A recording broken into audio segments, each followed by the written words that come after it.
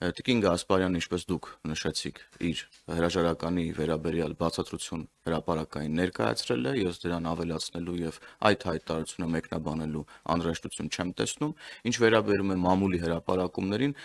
հաշվի առնելով մամուլի հրապարակումների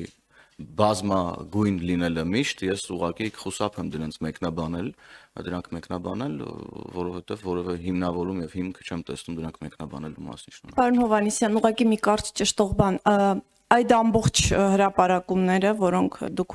չգիտեմ ոնց բնորոշեցիք, ամեն դեպքում այդ ամբողջ հրապարակումները, այդ ամբողջ պատմությունները, շինթույլտվություններ, կադաստրային արժեքից ցածր հողի վաճառքներ,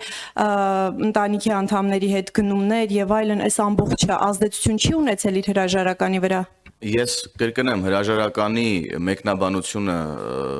այս պայն այլևս ավելացնելու որևէ բան չունեմ, ինչ վերաբերում է ձեր հարցին գլոբալ կոնտեքստում, անկախ մարդու անուն ազգանունից, քաղաքական պատկանելիությունից,